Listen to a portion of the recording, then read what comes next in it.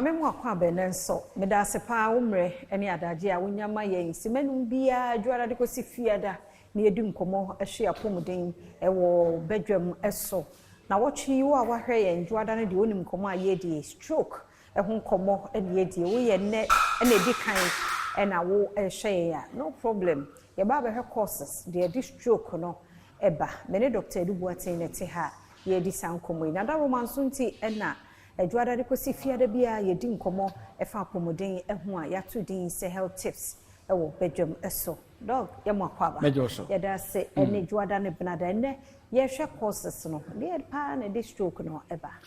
well me da se eno ma di stroke ba na edoso na me categorizing under two headings lifestyle and a medical condition yes okay so say enipa we are what we eat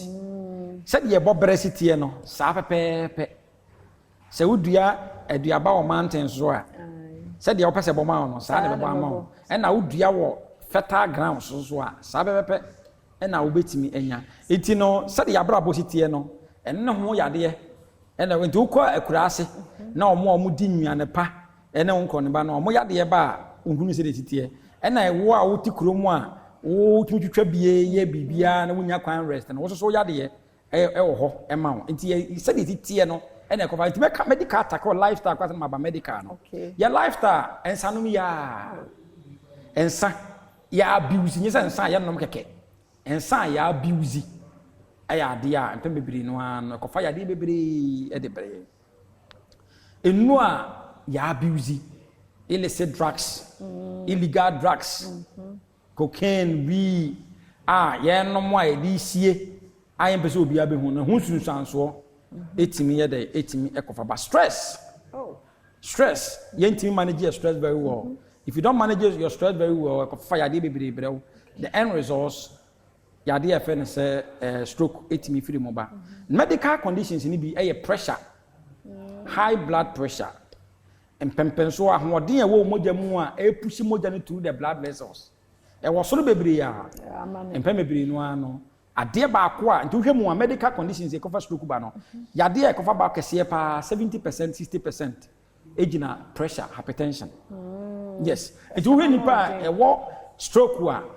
omanya omo ya oba check bebre no a be 70% de omo yade e fensa hypertension low blood pressure so timi e kofa sa oyeni na e ba besoe e na diabetes eno so se dem zika ye no say diabetes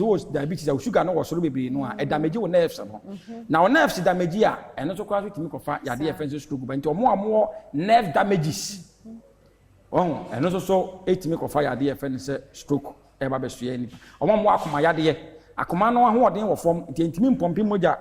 emfa entimi mpompi na blood e ma ne nkwa adwene mu a etimi kofa stroke ba cholesterol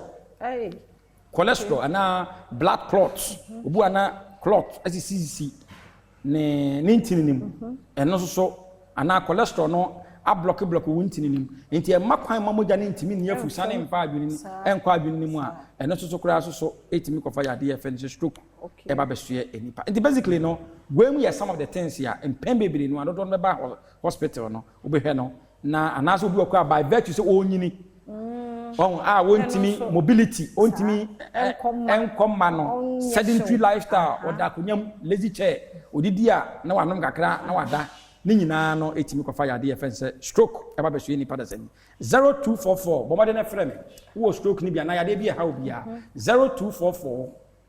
86 70 68 0244 86 70 68 yada gana fo nyina yada se nti ochana yenye symptoms e kwan be na se stroke no bokokokra no a before stroke no bebubu agu fo mo no de na ebeda ne ho adi asa na bebubu agu fo ene nyame ya adom ochana nso kan ye ho medidi afia amankwa tamaklo